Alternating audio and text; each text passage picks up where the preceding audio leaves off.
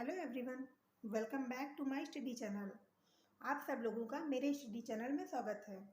आज हम लोग करने जा रहे हैं राजन सीरीज का प्रीवियस ईयर सेट। जो हम लोग सामाजिक अध्ययन का प्रीवियस ईयर पेपर कर रहे थे, आज हम लोग उसका प्रीवियस ईयर जो पेपर आया था 2030 में, उसको हम देखने जा रहे हैं कि कैसा पेपर होता है, कितने क्वेश्चन रहते हैं और कितने मार्क्स के क्वेश्चन रहते हैं, और साथ ही साथ हम इस पेपर को सॉल्व भी करेंगे। ओके, तो चलिए देखते हैं। ये हमारा राजन सीरीज का 2023 का पेपर है, सामाजिक अध्ययन DElEd first semester. Okay friend, तो इसमें जो ये वस्तुनिष्ठ क्वेश्चन रहते हैं, ये वाले ऑब्जेक्टिव क्वेश्चन, ये 15 क्वेश्चन रहते हैं। कितने? 15 क्वेश्चन, और 15 मार्क्स के, मतलब 15 क्वेश्चन 15 नंबर के। ठीक है, तो चलिए एक एक करके हम लोग सॉल्व करते हैं और देखते हैं हमारा स्कोर कितना आ रहा है लास्ट ईयर के क्वेश्चन पेपर में। और प्रीवियस ईयर सभी को सॉल्व करने चाहिए, क्योंकि क्वेश्चन जो होते हैं इसके आसपास ही घूमते हैं। मतलब ऐसे ही क्वेश्चन हर साल कहीं ना कहीं से ऐसे ही आते हैं, मिला जुला के। ठीक है, तो चलिए आज हम लोग फर्स्ट क्वेश्चन करते हैं इसका ऑब्जेक्टिव का। सबसे प्राचीन वेद कौन सा है? तो इसका राइट आंसर क्या होगा? हम लोगों ने पीछे पढ़ रखा है, जो हम लोगों ने ऑब्जेक्टिव क्वेश्चन किए हैं इसके, उसमें पढ़ रखा है ये क्वेश्चन। तो सबसे प्राचीन वेद है Rigveda, option number A. Next है हमारा, शक संवत किसने चलाया था? तो शक संवत किसने चलाया था? अशोक ने, चंद्रगुप्त ने, कनिष्क ने या फिर समुद्रगुप्त ने? इसका राइट आंसर होगा dear Kanishka, option number C. Next question है हमारा क्वेश्चन नंबर 3। पूरा पाषाण काल में मनुष्य का व्यवसाय क्या था? तो इसमें क्या था? आखेट या कृषि या फिर सी व्यापार या फिर ऑप्शन नंबर डी शिल्प? इसका जो राइट आंसर है वो है ऑप्शन नंबर बी, कृषि। पूरा पाषाण काल में जो मनुष्य का व्यवसाय था वो कृषि था। नेक्स्ट क्वेश्चन हमारा क्वेश्चन नंबर 4। मोहनजोदड़ो की सबसे बड़ी इमारत क्या थी? तो ये तो हम सभी को पता है, हालांकि पढ़ हमने सारे ही क्वेश्चन रखे हैं पीछे जो हम लोगों ने किया है सेट, लेकिन कुछ लोग भूल भी गए होंगे, इसलिए रिवीजन करते रहिएगा। इसका जो राइट आंसर है, मोहनजोदड़ो की सबसे बड़ी इमारत स्नानघर है। वहाँ पे सबसे बड़ा स्नानघर ही बनाया गया था। तो इसका राइट आंसर होगा ऑप्शन नंबर बी। और नेक्स्ट क्वेश्चन क्या है हमारा? Question number 5। सूर्य के चारों ओर परिक्रमा करने वाले खगोलीय पिंड कहलाते हैं? क्या कहलाते हैं? जो सूर्य के ओर मतलब परिक्रमा करते हैं वो क्या कहलाते हैं? ग्रह, ऑप्शन नंबर सी। फिर नेक्स्ट क्वेश्चन क्या है हमारा? इंडिका पुस्तक के लेखक हैं? तो इसका राइट आंसर होगा, क्या होगा बताइए आप लोग? ऑप्शन नंबर ए कैटिल, option number B Sikandar, option number C Megasthenes या फिर ऑप्शन नंबर डी अरस्तु? इसका राइट आंसर होगा friend Megasthenes, option number C. Next question हमारा 7 है। 7 नंबर देखिए, पहिए का आविष्कार हुआ। पहिए का आविष्कार कब हुआ है? ऑप्शन नंबर ए पूरा पाषाण काल में, ऑप्शन नंबर बी मध्य पाषाण काल में, ऑप्शन नंबर सी नव पाषाण काल में, या फिर ऑप्शन नंबर डी धातु काल में? इसका राइट आंसर होगा ऑप्शन नंबर सी नव पाषाण काल में। फिर क्वेश्चन नंबर 8। क्वेश्चन नंबर 8 क्या है? कुतुबनुमा का आविष्कार किस देश में हुआ है? इसका ऑप्शन नंबर ए है चीन में, ऑप्शन नंबर बी है मिस्र में, ऑप्शन नंबर सी है यूनान में, यहाँ पे यूनान गलत लिखा हुआ है, ऑप्शन नंबर डी भारत में। तो इसका जो राइट आंसर है वो है ऑप्शन नंबर ए चीन में। कुतुबनुमा का आविष्कार चीन में हुआ है। फिर क्वेश्चन नंबर 9। भारतीय मानक समय रेखा गुजरती है, कहाँ से गुजरती है भारतीय मानक समय रेखा? ये गुजरती है option number D Allahabad Prayagraj. यहाँ भी एक प्लेस है नैनी, वहाँ से ये गुजरती है, इलाहाबाद प्रयागराज नैनी से। नेक्स्ट क्वेश्चन क्या है हमारा? Option question number 10। नासा का मुख्यालय स्थित है कहाँ पे? ऑप्शन नंबर ए देखते हैं इसका, Japan, option number B America, option number C Brazil या फिर ऑप्शन नंबर डी कनाडा? इसका राइट आंसर होगा friend option number B America से।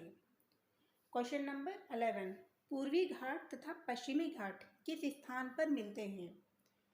ऑप्शन नंबर ए अन्नामलाई पर, ऑप्शन नंबर बी नीलगिरी पहाड़ियों पर, या ऑप्शन नंबर बी सतपुड़ा पर्वत पर, या ऑप्शन नंबर डी नेपाल में। तो इसका राइट आंसर होगा ऑप्शन नंबर बी। और आप लोग भी इसको साथ में करते रहिए और लास्ट में अपना कमेंट बॉक्स में स्कोर शेयर करिएगा कि कितना स्कोर आया आपका। ओके, फिर क्वेश्चन नंबर 12, ग्रेट रिफ्ट घाटी किस महाद्वीप पर स्थित है? इसका ऑप्शन नंबर ए है अफ्रीका में, sorry, option number A Africa, option number B उत्तरी America, option number C Europe, या ऑप्शन नंबर डी ऑस्ट्रेलिया। क्या होगा इसका राइट आंसर? इसका राइट आंसर होगा फ्रेंड ऑप्शन नंबर, बताइए आप लोग, ऑप्शन नंबर ए अफ्रीका। ठीक है, नेक्स्ट क्वेश्चन है हमारा क्वेश्चन नंबर 30, कोसल महाजनपद की राजधानी थी, क्या थी? Option number A Shravasti, option number B Varanasi, option number C Champa, option number D Kaushambi. इसका राइट आंसर होगा ऑप्शन नंबर ए। फिर क्वेश्चन नंबर 40, भारत का सबसे लंबी तटरेखा वाला राज्य कौन सा है? तटरेखा मतलब जो राज्य समंदर के किनारे हैं, जिनसे समंदर की रेखा मतलब तटरेखा मिलती है, तो वो कौन कौन से हैं? Option number A Kerala, option number B Gujarat, option number C Goa, option number D Tamil Nadu.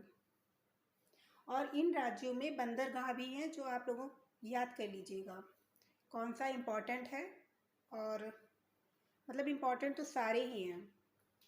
चलिए क्वेश्चन देखते हैं अपना, भारत का सबसे लंबी तटरेखा वाला राज्य बताइए कौन सा होगा इसमें? Option number B Gujarat right answer है इसका।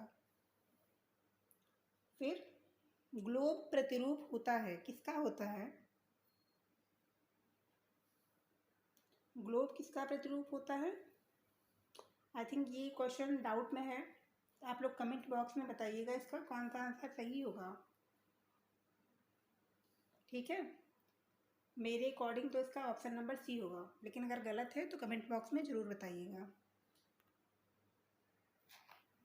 फिर नेक्स्ट हमारे जो अति लघुत्तरीय हैं, मतलब 1 से 50 तक हमारे थे ऑब्जेक्टिव क्वेश्चन, अब है हमारे 16 से 13 तक अति लघुत्तरीय मतलब शॉर्ट क्वेश्चन, जिनका हमें सिर्फ एक लाइन में आंसर करना है। इसमें कोई भी आपको अपनी तरफ से कोई चीज़ें बढ़ा के नहीं लिखनी है, क्योंकि एग्जामिनर जो होंगे वो नंबर आपकी बिल्कुल जो पूछ रहे हैं उसी के अकॉर्डिंग जो आंसर आप देंगे उसी पे वो नंबर देंगे।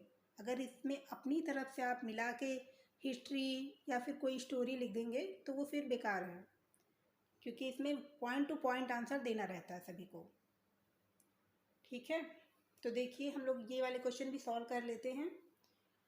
इसका जो पहला क्वेश्चन है वह है महाभारत मतलब 16 का, महाभारत के लेखक कौन थे?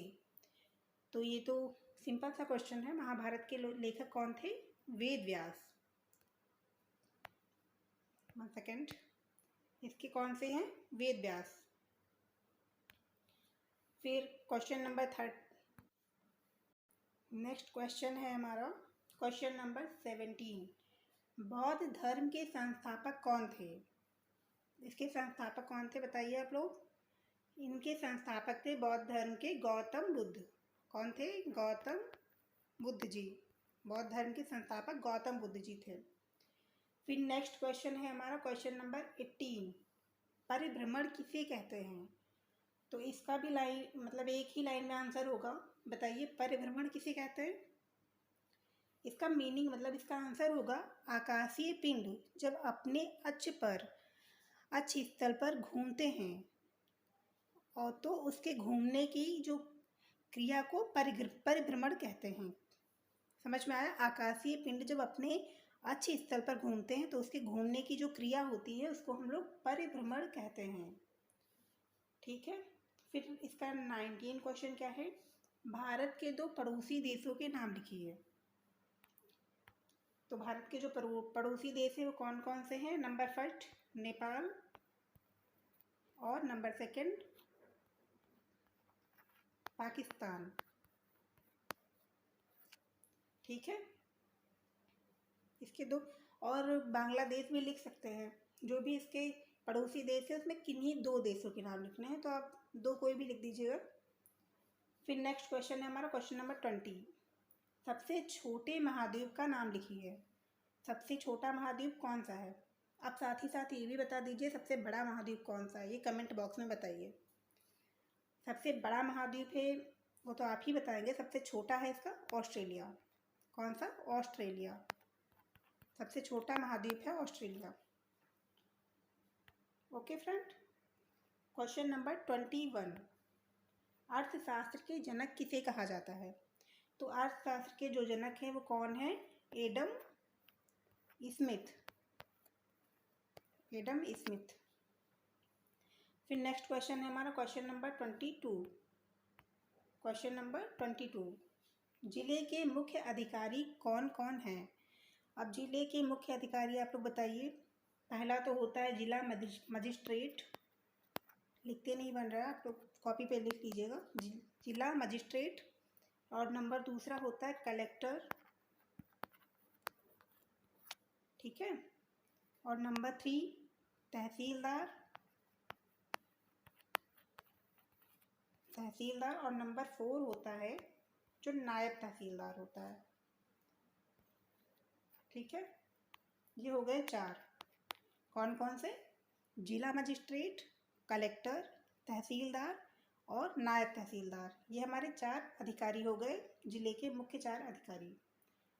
क्वेश्चन नंबर 23, कृषि का आरंभ किस काल में हुआ है? तो कृषि का आरंभ हुआ है फ्रेंड नवपाषाण काल में। नवपाषाण काल में हुआ है। क्वेश्चन नंबर 24, नगर निगम की आय का स्रोत क्या है?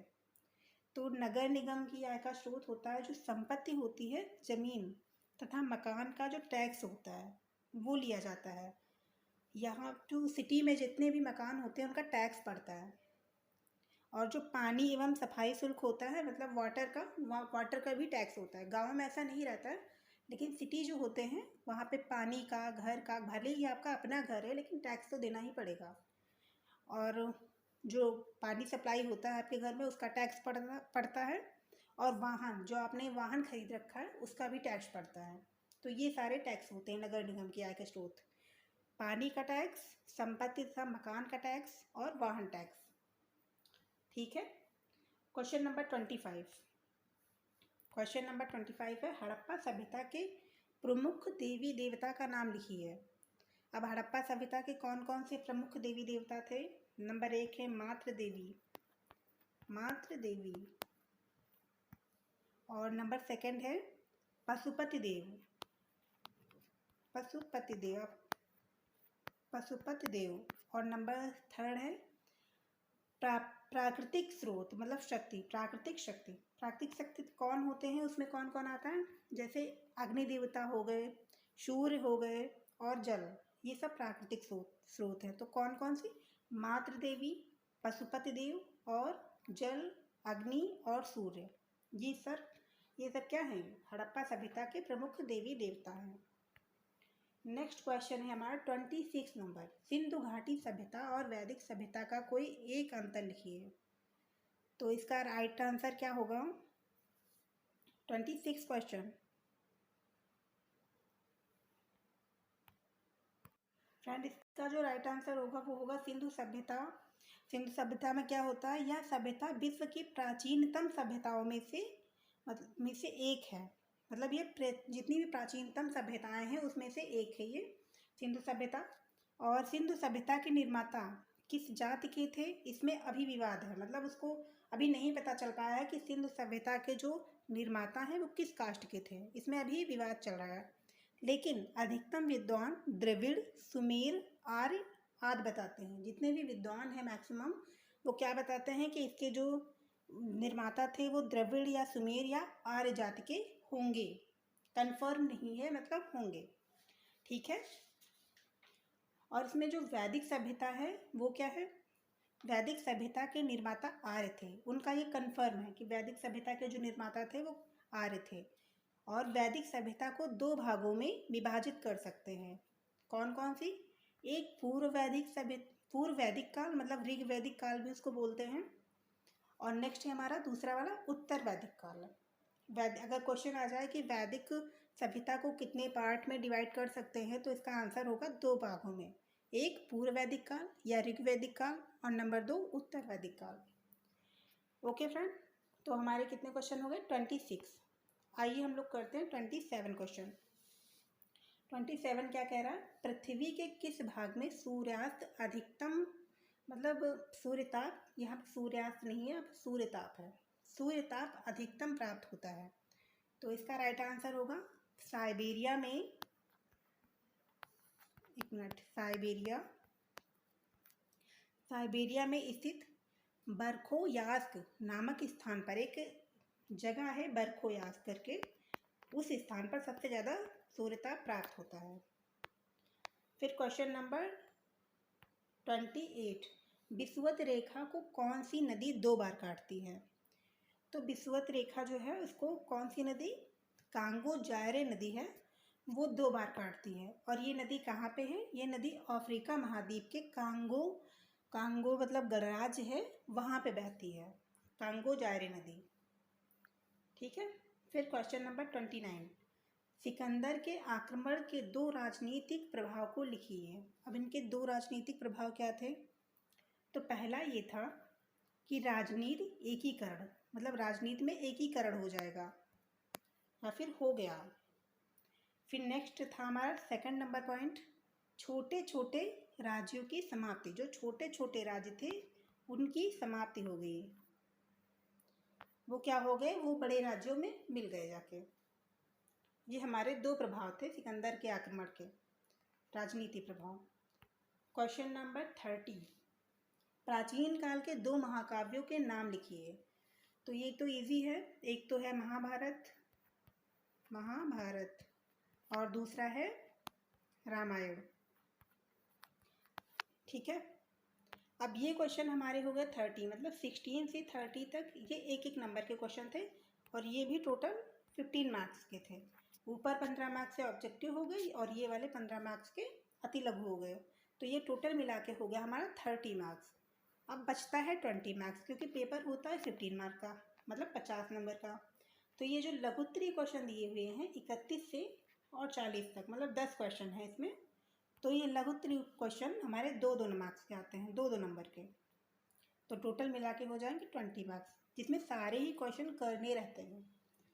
तो फ्रेंड, ये क्वेश्चन हमारे 1 से 2 पेज में लिखे जा सकते हैं। अगर कोई छोटा टॉपिक है तो आपको उसको 1 पेज में करना है। आप मान के चलिए कि 1 से थोड़ा ज़्यादा ही हो जाए, 1 से 1.5 पेज 2 पेज हो ही जाए, और जो ज़्यादा बड़ा टॉपिक है उसको 2 से 2.5 पेज कर सकते हैं। बहुत ज़्यादा नहीं करना है क्योंकि ये लघुत्तरीय है। हाँ, लेकिन इसमें थोड़ी बहुत स्टोरी लिख सकते हैं, रिलेटेड चीज़ें लिख सकते हैं, पॉइंट टू पॉइंट आंसर देना है, लेकिन उससे जुड़ी चीज़ें लिख सकते हैं हम, इसमें काफ़ी कुछ लिख सकते हैं। तो ये क्वेश्चन आपको खुद ही करने हैं, आप इसकी प्रैक्टिस कीजिए, या पहले पढ़िए आंसर को, मतलब जो भी वो है बुक है वहाँ से आप क्वेश्चन पढ़िए, उसके बाद उनके आंसर लिखिए, प्रैक्टिस कीजिए।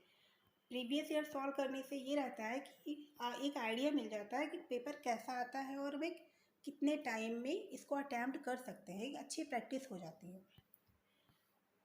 ठीक है, तो ये हो गया 2023 का DLED फर्स्ट सेमेस्टर सामाजिक अध्ययन का पेपर।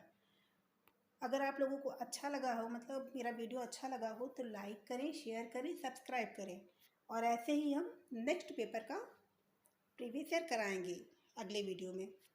ओके, तब तक के लिए थैंक यू। और अगर कुछ मिस्टेक हुई है तो कमेंट बॉक्स में ज़रूर बताएं, और आपका स्कोर कितना आया है ये तो ज़रूर ही बताएं कमेंट बॉक्स में कि आपने कितना स्कोर किया है। Okay, thank you.